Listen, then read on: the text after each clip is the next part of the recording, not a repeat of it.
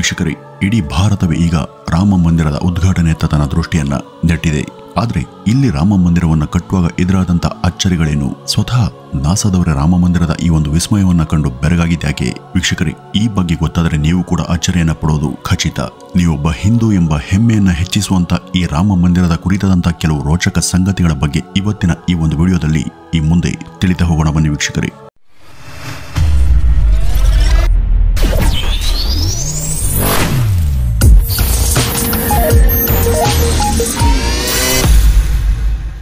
ವೀಕ್ಷಕರೇ, ಜನವರಿ 22ನೇ ತಾರೀಕಿಗೆ ಇಡೀ ದೇಶನೇ ಕಾಯ್ತಾ ಇದೆ. ಅದಲ್ಲದೆ ವಿಶ್ವದಲ್ಲಿ ಎಲ್ಲೆಲ್ಲಿ ಹಿಂದೂಗಳಿದ್ದಾರೋ ಅವರ ಸಹಿತ ಭಾರತದ ಮೇಲೆ ವಿಶ್ವದ ಯಾವೆಲ್ಲ ದೇಶಗಳು ಅಭಿಮಾನವನ್ನ ಪಡ್ತಿವೆಯೋ ಅವೆಲ್ಲವೂ ಕೂಡ ಈ ಮಹಾ ಸುದಿನಕ್ಕಾಗಿ ತವಕದಿಂದ ಕಾಯ್ತಿವೆ.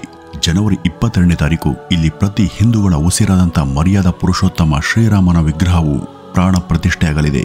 ಇದರ ಇನ್ನೊಂದು ವಿಶೇಷತೆ ಏನಂದ್ರೆ, ಈ 51 ಇಂಚುಗಳಷ್ಟು ಉದ್ದದ ರಾಮ್ಲಲ್ಲನ ವಿಗ್ರಹವನ್ನ ಕಡದಂತ ಅರುಣ್ ಯೋಗಿರಾಜ್ ಎಂಬ ಈ ಶಿಲ್ಪಿ ನಮ್ಮ ಕರ್ನಾಟಕದವರೇ. ಇದು ನಿಜಕ್ಕೂ ಕನ್ನಡಿಗರಾದಂಥ ನಾವೆಲ್ಲ ಗರ್ವಿಸಬೇಕಾದಂತ ವಿಷಯ.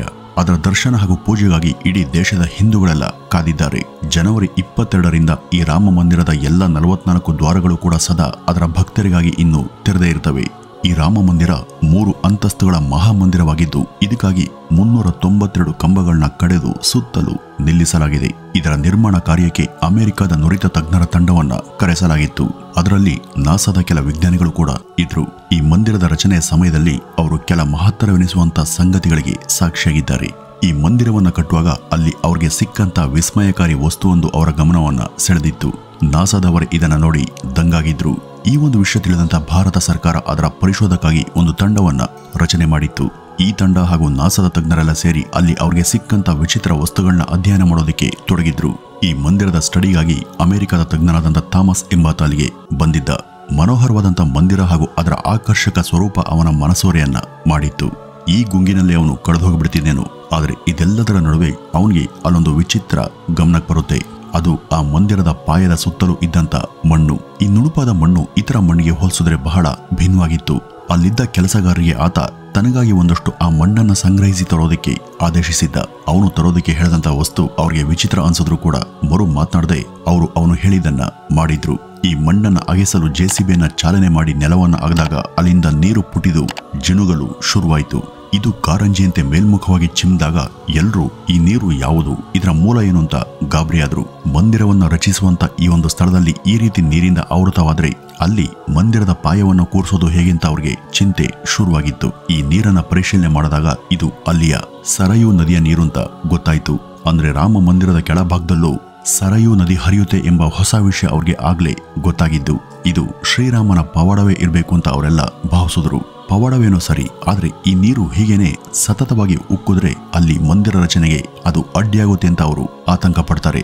ಎಷ್ಟು ಪ್ರಯತ್ನ ಪಟ್ಟರೂ ಕೂಡ ಆ ಪುಟಿಯುವ ನೀರು ನಿಲ್ಲೋದೇ ಇಲ್ಲ.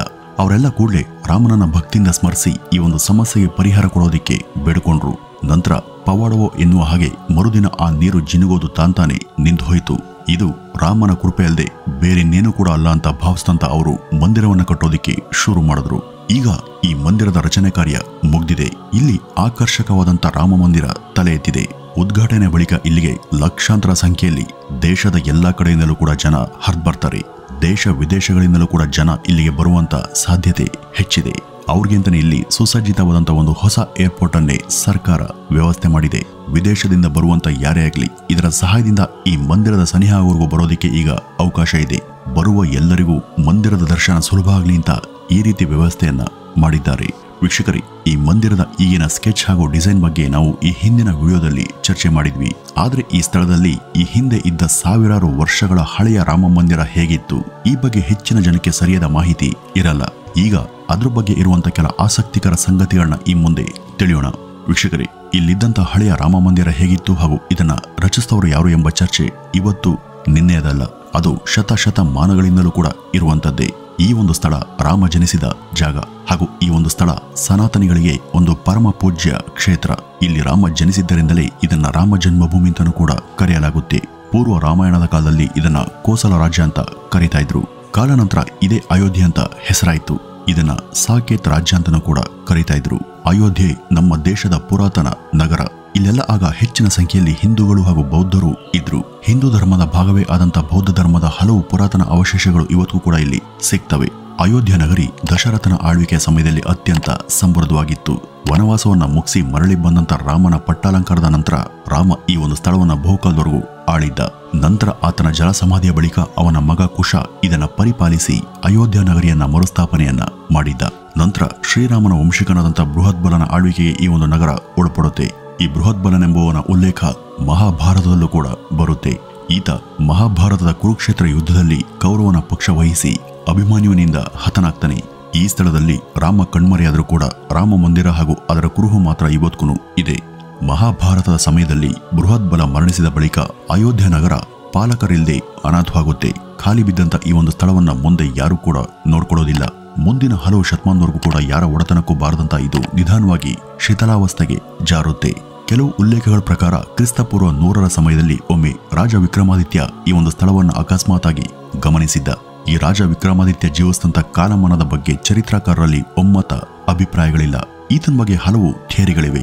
ಅವೆಲ್ಲ ನಿಜವಲ್ಲವಾದರೂ ಈತ ಉಜ್ಜಯಿನಿಯ ರಾಜ ಹಾಗೂ ಈತ ಇದ್ದದ್ದು 57ರ ಇಸ್ವಿಯ ಕಾಮನ್ ಎರಾದಲ್ಲಿ ಅಂತ ಸಾಕಷ್ಟು ಕಡೆ ಉಲ್ಲೇಖ ಇದೆ. ಕ್ರಿಸ್ತಶಕ 6-7ರಲ್ಲಿ ಭಾರತಕ್ಕೆ ಭೇಟಿ ಕೊಟ್ಟಂತ ಚೀನಿ ಯಾತ್ರಿಕನಾದಂಥ ಕ್ಸುವಾನ್ಸಾಂಗ್ ಅಥವಾ ಯುಹೆನ್ಸಾಂಗ್ ಈ ರಾಜ ವಿಕ್ರಮನನ್ನ ಶ್ರವಾಸ್ತಿಯ ರಾಜನಾಗಿದ್ದಂತ ತನ್ನ ಸಿಯುಕಿ ಗ್ರಂಥದಲ್ಲಿ ಬರೆದಿದ್ದಾನೆ. ಈ ವಿಕ್ರಮಾದಿತ್ಯ ಒಮ್ಮೆ ವಿಹಾರಕ್ಕಿಂತ ಬಂದು ಬಸವಳಿದಾಗ ಈ ಅಯೋಧ್ಯೆ ಒಳಗೆ ಪ್ರವೇಶಿಸಿ ಅಲ್ಲಿ ಹರಿಯುತ್ತಿದ್ದಂಥ ಸರಯೂ ನದಿಯ ದಂಡೆಯ ಮೇಲಿದ್ದಂಥ ಬೃಹದಾಕಾರದ ಮರವೊಂದರ ಅಡಿ ಕುಳಿತು ವಿಶ್ರಮಿಸ್ತಾನೆ. ಆಗ ಇಲ್ಲೆಲ್ಲ ದಟ್ಟವಾದಂಥ ಕಾಡು ಬಹಳ ಸೊಂಪಾಗಿ ಬೆಳೆದಿತ್ತು. ಆದರೆ ಜನರ ವಾಸ ಮಾತ್ರ ಇರಲಿಲ್ಲ. ಈ ಸ್ಥಳ ಯಾವುದು ಇರ್ಬೋದು ಅಂತ ಆಲೋಚಿಸ್ತಾ ಸುತ್ತ ನೋಡುತ್ತಾ ದಣಿವನ್ನ ಆರಿಸ್ಕೊಳ್ತಿದ್ದಂಥ ಆತನಿಗೆ ಅಲ್ಲೊಬ್ಬ ಋಷಿ ಮುನಿ ತನ್ನತ್ತನೇ ನಡೆದು ಬರ್ತಿರುವಂಥ ದೃಶ್ಯ ಕಾಣಿಸುತ್ತೆ. ಆ ಋಷಿ ಬಂದ ನಂತರ ಅವರನ್ನು ಉದ್ದೇಶಿಸಿ ಆ ಸ್ಥಳದ ಬಗ್ಗೆ ರಾಜ ಕೇಳಿದಾಗ ಇದು ರಾಮ ಜನಿಸಿದಂಥ ಪುಣ್ಯ ಸ್ಥಳ, ಈಗ ಈ ರೀತಿ ಕಾಡಾಗಿ ಬದಲಾಗಿದೆ ಅಂತ ಹೇಳಿದ್ರು. ಈ ರಾಜ ಕೂಡಲೇ ಇಲ್ಲೊಂದು ರಾಮನ ನೆನಪಿಗಾಗಿ ಮಂದಿರವನ್ನು ಕಟ್ಟಬೇಕು ಅಂತ ನಿಶ್ಚಯಿಸಿ 24 ಕಂಬಗಳ ಒಂದು ರಾಮ ಮಂದಿರವನ್ನ ಕಟ್ಟಿ ಅದಕ್ಕೆ ಅರ್ಚಕರನ್ನು ಕೂಡ ನೇಮಿಸ್ತಾನೆ. ಮುಂದಿನ ಕೆಲವು ಕಾಲ ಆತನ ಈ ಒಂದು ಪ್ರಯತ್ನದಿಂದಾಗಿ ಈ ಒಂದು ದೇಗುಲ ಜನರಿಂದ ನಿತ್ಯ ಪೂಜೆಗೆ ಒಳಗಾಗುತ್ತೆ. ಈತನದೇ ವಂಶದಲ್ಲಿ ಮುಂದೆ ಬಂದಂತ ಪುಷ್ಯ ಮಿತ್ರ ಶೃಂಗ ಎಂಬ ರಾಜ ಈ ಒಂದು ಅಯೋಧ್ಯೆಯನ್ನ ಇನ್ನೂ ಹೆಚ್ಚಿನ ರೀತಿಯಲ್ಲಿ ಪುನರುತ್ಥಾನ ಮಾಡ್ತಾನೆ. ಈತ ಈ ರಾಮ ಮಂದಿರವನ್ನ ಸಾಕಷ್ಟು ಕಡೆ ಡೆವಲಪ್ ಮಾಡ್ತಾನೆ. ಈತ ಇಲ್ಲಿ 2 ಮಹಾಯಾಗಗಳನ್ನು ಕೂಡ ಮಾಡಿದ್ದರ ಬಗ್ಗೆ ಉಲ್ಲೇಖ ಇದೆ. ಈತ ಇಲ್ಲಿ ಸಾಕಷ್ಟು ಕೆಲಸ ಮಾಡಿದ್ದಾನೆ ಅನ್ನೋದಕ್ಕೆ ಈಚೆಗೆ ಇಲ್ಲೊಂದು ಕಡೆ ದೊರೆತಂತ ಈತನ ಒಂದು ಶಿಥಿಲಗೊಂಡಂತ ಪ್ರಾಚೀನ ಶಿಲ್ಪವೇ ಸಾಕ್ಷಿ. ಈತನ ಬಳಿಕ ಮುಂದೆ ಈ ಒಂದು ಅಯೋಧ್ಯೆ ಗುಪ್ತರ ವಶಕ್ಕೆ ಬರುತ್ತೆ. ಈ ಗುಪ್ತರು ಮೌರ್ಯರ ಪತನದ ನಂತರ ಬಂದವರು. ಮಗಧ ರಾಜ್ಯ ಇವರ ಮೂಲ ರಾಜಧಾನಿಯಾದರೂ ಕೂಡ ಇದರ ಕೆಲ ಅರಸರು ಅಯೋಧ್ಯೆಯನ್ನೇ ತಮ್ಮ ಮುಖ್ಯ ಸ್ಥಳವನ್ನಾಗಿ ಮಾಡಿಕೊಂಡ್ರು. ನಂತರ ಇವರು ಇದನ್ನೇ ತಮ್ಮ ರಾಜಧಾನಿಯಾಗಿ ಮಾಡಿಕೊಂಡ್ರು ಅಂತ ಹೇಳಲಾಗುತ್ತೆ. ಗುಪ್ತರ ಸ್ಕಂದ ಗುಪ್ತನೇ ಈ ವಿಕ್ರಮಾದಿತ್ಯ ಎಂಬ ವಾದ ಕೂಡ ಇದೆ. ಈ ರಾಜನೇ ಬೇತಾಳನನ್ನ ಧೈರ್ಯವಾಗಿ ಎದುರಿಸಿದ್ದ ಎಂಬ ಕಥೆಗಳು ಕೂಡ ನಮ್ಮಲ್ಲಿವೆ. ಗುಪ್ತರ ಕಾಲದ ಪ್ರಮುಖ ಕವಿ ಕಾಳಿದಾಸ ಮಹಾಕವಿ ಈತ ತನ್ನ ಬರಹಗಳಲ್ಲಿ ಈ ಅಯೋಧ್ಯೆ ಬಗ್ಗೆ ಸಾಕಷ್ಟು ಮಹತ್ವದ ವಿವರಗಳನ್ನ ಸಂಗ್ರಹಿಸಿದ್ದಾನೆ. ಆತನ ಪ್ರಕಾರ ಕ್ರಿಸ್ತಪೂರ್ವ 600ರಷ್ಟು ಮುನ್ನನೇ ಈ ಅಯೋಧ್ಯ ನಗರ ಬಹುದೊಡ್ಡ ಹಾಗೂ ಪ್ರಮುಖವಾದಂಥ ವ್ಯಾಪಾರಿ ಕೇಂದ್ರ ಆಗಿತ್ತು. ಇಲ್ಲಿ ಹಲವು ಜನ ವ್ಯಾಪಾರಿಗಳು ವೈಣಿಕರು ಬಂದು ಹೋಗ್ತಿದ್ರು. 5ನೇ ಶತಮಾನದಲ್ಲಿ ಇದು ತನ್ನ ಉತ್ತುಂಗದಲ್ಲಿತ್ತು. ಈ ಒಂದು ಸಮಯದಲ್ಲಿ ಇಲ್ಲಿಗೆ ಸಮುದ್ರ ಮಾರ್ಗದ ವಹಿವಾಟುಗಳು ಕೂಡ ಶುರುವಾಗಿ ಇದಕ್ಕೆ ಅಂತಾರಾಷ್ಟ್ರೀಯ ಮಟ್ಟದಲ್ಲಿ ಖ್ಯಾತಿ ದೊರೆಯಿತು. ಜನರೆಲ್ಲ ಇದರ ಕುರಿತು ಮಾತನಾಡೋದಕ್ಕೆ ಶುರು ಮಾಡಿದ್ರು. ಮುಂದೆ ಜಯಚಂದ್ ಎಂಬ ರಾಜ ಇದರ ಮೇಲೆ ಅಧಿಪತ್ಯವನ್ನ ಸಾಧಿಸಿ ರಾಜ ವಿಕ್ರಮನ ವಿಗ್ರಹವನ್ನ ಧ್ವಂಸ ಮಾಡಿ ತನ್ನ ಪ್ರತಿಮೆಯನ್ನ ಇಲ್ಲಿ ಸ್ಥಾಪಿಸಿದ್ದ ಹಾಗೂ ಅದರ ಮೇಲೆ ತನ್ನ ಹೆಸರನ್ನ ಬರೆಸ್ಕೊಂಡ. ಮುಂದೆ ಭಾರತದ ಮೇಲೆ ಅರಬ್ಬರ ದಾಳಿಗಳು ಜೋರಾದವು. ಪಾಣಿಪತ್ ಯುದ್ಧ ಶುರುವಾಗುವ ಸಮಯಕ್ಕೆ ಜಯಚಂದ್ನ ಪ್ರಾಬಲ್ಯ ಕೂಡ ಕುಸಿದು ಲೋಧಿ ಹಾಗೂ ದೆಹಲಿ ಸುಲ್ತಾನರು ಪ್ರವರ್ಧಮಾನಕ್ಕೆ ಬಂದಿದ್ದರು. ಈ ಮುಸಲ್ಮಾನ ದಾಳಿಕೋರರು ಎಲ್ಲಾ ಕಡೆಯಿಂದನೂ ಕೂಡ ಭಾರತವನ್ನ ಕಬ್ಜಾ ಮಾಡಿಕೊಳ್ಳತೊಡಗಿದ್ರು. ಭಾರತದ ಪವಿತ್ರ ಹಿಂದೂ ಕ್ಷೇತ್ರಗಳಾದಂಥ ಕಾಶಿ, ಅಯೋಧ್ಯ ಮುಂತಾದವು ಇವರ ವಶಕ್ಕೆ ಹೋದ್ವು. ಅಲ್ಲಿದ್ದ ಹಿಂದೂ ಗುಡಿಗಳನ್ನ ಟಾರ್ಗೆಟ್ ಮಾಡದಂತ ಇವರು ಹಿಂದೂ ಪ್ರತಿಮೆಗಳ ನಾಶಕ್ಕೆ ನಿಂತರು. ಕ್ರಿಸ್ತಶಕ 14ರವರೆಗೂ ಯಾರೆಷ್ಟೇ ಪ್ರಯತ್ನ ಪಟ್ಟರೂ ಕೂಡ ಅಯೋಧ್ಯೆಯಲ್ಲಿದ್ದಂಥ ರಾಮ ಮಂದಿರವನ್ನ ಏನೂ ಕೂಡ ಮಾಡೋದಕ್ಕೆ ಸಾಧ್ಯ ಆಗ್ಲಿಲ್ಲ. ಅದು ಆವರೆಗೂ ಯಾವುದೇ ಹಾನಿಗೆ ಒಳಗಾಗದೆ ಪೂಜೆಗೆ ಒಳಗಾಗ್ತಿತ್ತು. ಈ ಲೋಧಿಗಳ ಬಳಿಕ ಮೊಘಲರು ಮೇಲ್ಬಂದ್ರು. ಪಾಣಿಪತ್ ಯುದ್ಧ ಮುಗಿಯೋ ಹೊತ್ತಿಗೆ ಮೊಘಲರು ಜಯಶೀಲರಾಗಿ ಲೋಧಿಗಳ ಲೆಗಸಿ ಕೊನೆಗೊಂಡಿತ್ತು. ಈ ಮುನ್ನ ಇಬ್ರಾಹಿಂ ಲೋಧಿ ಎಂಬಾತ ಅಯೋಧ್ಯೆಯನ್ನೇ ತನ್ನ ಕೇಂದ್ರವಾಗಿ ಮಾಡಿಕೊಂಡಿದ್ದ. ಇವನ ನಂತರ ಸಿಕಂದರ್ ಲೋಧಿ ಈ ಒಂದು ಸ್ಥಳವನ್ನ ಪರಿಪಾಲಿಸ್ದ. ಆದ್ರೆ ಇವರ್ಯಾರು ಕೂಡ ಕ್ರಿಸ್ತಶಕ 14ನೇ ಶತಮಾನದವರೆಗೂ ಇಲ್ಲಿದ್ದಂಥ ರಾಮ ಮಂದಿರವನ್ನ ಟಚ್ ಕೂಡ ಮಾಡಿರಲಿಲ್ಲ. ಕ್ರಿಸ್ತಶಕ 15ರ ಹೊತ್ತಿಗೆ ಮೇಲೆ ಬಂದ ಮೊಘಲರು ಹಾಗೂ ಲೋಧಿಗಳಿಗೂ ನಡುವೆ ಕ್ರಿಸ್ತಶಕ 1527 ಮತ್ತು 28ರ ಸಮಯದಲ್ಲಿ ಮೊದಲನೇ ಪಾಣಿಪತ್ ಕದನ ನಡೆಯುತ್ತೆ. ಅಲ್ಲಿವರೆಗೂ ರಾಮ ಜನ್ಮಭೂಮಿಯಾಗಿದ್ದಂಥ ಅಯೋಧ್ಯೆ ಮೊಘಲರ ಕ್ರೂರ ದಾಳಿಗೆ ಒಳಗಾಗುತ್ತೆ. ರಾಜ ಬಾಬರ್ನ ಈ ಸೇನೆ ಈ ಯುದ್ಧದಲ್ಲಿ ಗೆದ್ದಾಗ ಅಯೋಧ್ಯೆ ಇವರ ವಶಕ್ಕೆ ಹೋಗುತ್ತೆ. ಈತನ ಸೇನಾನಿಯೊಬ್ಬ ಇಲ್ಲಿದ್ದ ರಾಮ ಮಂದಿರವನ್ನ ಸಂಪೂರ್ಣ ನಾಶ ಮಾಡ್ತಾನೆ. ನಾಶ ಮಾಡಿದ ಬಳಿಕ ಅವರು ಇಲ್ಲೇ ಒಂದು ಮಸೀದಿಯನ್ನ ಕಟ್ತಾರೆ. ಅದೇ ಬಾಬ್ರಿ ಮಸೀದಿ. ರಾಜ ಬಾಬರ್ನ ಆಳ್ವಿಕೆಯಲ್ಲಿ ಇದು ಕಟ್ಟಲ್ಪಟ್ಟಿದ್ರಿಂದ ಇದಕ್ಕೆ ಇವನ ಹೆಸರನ್ನೇ ಇಡಲಾಯಿತು. ಆದ್ರೆ ಈ ಮಸೀದಿಯ ಅಸಲಿ ಹಾಗೂ ಮೂಲ ಹೆಸರು ಅದಲ್ಲ. ಇದ್ರ ಕತೆ ಬೇರೆನೇ ಇದೆ. ಬಾಬರ್ನ ಸೇನಾನಿಯೊಬ್ಬ ಇಲ್ಲಿದ್ದ ರಾಮ ಮಂದಿರವನ್ನೇನೋ ನಾಶ ಮಾಡದ. ಈ ಒಂದು ವಿಷಯ ಗೊತ್ತಾದಂತ ಜಿಹಾದಿ ಮನಸ್ಥಿತಿಯ ರಾಜ ಬಾಬರ್ ತಾನು ಗೆದ್ದು ಗದ್ದುಗೆ ಹಿಡಿದಂತ ಮದದಲ್ಲಿ ಅಲ್ಲೊಂದು ಮಸೀದಿ ಕಟ್ಟುವಂತೆ ಆಜ್ಞೆಯನ್ನ ಹೊರಡಿಸಿದ್ದ. ಅದರಂತೆ ಅಲ್ಲೊಂದು ಮಸೀದಿ ರಚನೆಯಾಗುತ್ತೆ. ಆಗಿನೂ ಅದಕ್ಕೆ ಬಾಬ್ರಿ ಮಸೀದಿ ಎಂಬ ಹೆಸರು ಬಂದಿರಲಿಲ್ಲ. ಮುಂದೆ ಈತನ ನಂತರ ಬಂದ ಅಕ್ಬರ್ ಹಾಗೂ ಜಹಾಂಗೀರ್ಗಳ ಕಾಲದಲ್ಲಿ ಈ ಜಾಗವನ್ನ ಮತ್ತೆ ಇಲ್ಲಿದ್ದ ಹಿಂದೂಗಳ ಆಗ್ರಹ ಹಾಗೂ ಬೇಡಿಕೆಯ ಮೇರೆಗೆ ಅವರಿಗೆ ಕೆಲ ಕಾಲ ಬಿಟ್ಟುಕೊಡಲಾಯಿತು. ಆದರೆ ಶಹಜಾನ್ನ ಕ್ರೂರ ಮಗನಾದಂಥ ಔರಂಗಜೇಬ್ನ ಆಡಳಿತಾವಧಿಯಲ್ಲಿ ಇವನು ಅಲ್ಲಿ ಮತ್ತೆ ಮಸೀದಿಯನ್ನ ವಶಕ್ಕೆ ಪಡೆದು ಅದನ್ನ ಇನ್ನಷ್ಟು ಸುಧಾರಿಸಿ ಅದಕ್ಕೆ ಅವನ ಪೂರ್ವಜನಾದಂಥ ಬಾಬರ್ನ ಹೆಸರಿನಿಂದ ಬಾಬ್ರಿ ಮಸೀದ್ ಅಂತ ಹೆಸರಿಟ್ಟ. ಮತ್ತೆ ಆಗ ರಾಮನಿದ್ದಂಥ ಜಾಗ ಮೊಘಲರ ಕೈಗೆ ಹೋಯಿತು. ಈ ಒಂದು ಸಮಯದಲ್ಲಿ ಈ ಜಾಗಕ್ಕಾಗಿ ಬೇಡಿಕೆ ಇಟ್ಟಂತ ಎಷ್ಟೋ ಹಿಂದೂಗಳ ನೆತ್ತರು ಹರಿತು. ಈ ರೀತಿ ಕ್ರಿಸ್ತಶಕ 1529ರಿಂದ 1992ರವರೆಗೂ ಇಲ್ಲಿ ರಾಮ ಮಂದಿರ ನಾಮಶೇಷಗೊಂಡು ಬಾಬ್ರಿ ಮಸೀದಿ ಸುಮಾರು 5 ಶತಮಾನಗಳ ಮೂಲಕ ಇಲ್ಲಿ ತಲೆ ಎತ್ತಿ ನಿಂತಿತ್ತು. ಎಷ್ಟೋ ಹೋರಾಟ, ಪ್ರತಿಭಟನೆ, ಆಗ್ರಹಗಳ ಫಲವಾಗಿ 1992ರಲ್ಲಿ ಇಲ್ಲಿದ್ದ ಬಾಬ್ರಿ ಮಸೀದಿಯನ್ನ ಹಿಂದೂ ಕಾರ್ಯಕರ್ತರು ದಾಳಿ ನಡೆಸಿ ಹೊಡೆದು ಉರುಳಿಸಿದ್ರು. ಇದೀಗ ಸುಪ್ರೀಂ ಕೋರ್ಟ್ನ ತೀರ್ಪಿನ ಅನುಸಾರ ಇಷ್ಟು ಸುದೀರ್ಘ ಕಾಲದ ನಂತರ ರಾಮನಿದ್ದಂಥ ಜಾಗ ಮರಳಿ ರಾಮನ ಆರಾಧಕರಿಗೆ ದೊರೆತಿದೆ. ಇದೇ ಜನವರಿ 22ನೇ ತಾರೀಕು ಇಲ್ಲಿ ರಾಮ ಮೂರ್ತಿ ಪ್ರತಿಷ್ಠಾಪನೆಯಾಗಲಿದೆ. ಅದನ್ನು ಕಣ್ತುಂಬಿಕೊಳ್ಳೋದಿಕ್ಕೆ ಲಕ್ಷಾಂತರ ಹಿಂದೂಗಳು ಕಾತರದಿಂದ ಕಾಯ್ತಿದ್ದಾರೆ. ವೀಕ್ಷಕರೇ, ಈ ಅಮೋಘ ಉತ್ಸವದ ದಿನ ನೀವು ಕೂಡ ಅಲ್ಲಿಗೆ ಭೇಟಿಯನ್ನು ಕೊಡಲಿದ್ದೀರಾ ಅಥವಾ ಮನೆಯಲ್ಲೇ ಇದ್ದು ಆ ದಿನ ಆ ಸಮಯಕ್ಕೆ ಕಾಯ್ತಿದ್ದೀರಾ? ಇದನ್ನ ಕಮೆಂಟ್ನ ಮೂಲಕ ತಿಳಿಸಿ ಅಂತ ಹೇಳ್ತಾ ಈ ಒಂದು ವಿಡಿಯೋವನ್ನ ಇಲ್ಲಿಗೆ ಮುಗಿಸೋಣ. ನಮಸ್ಕಾರ.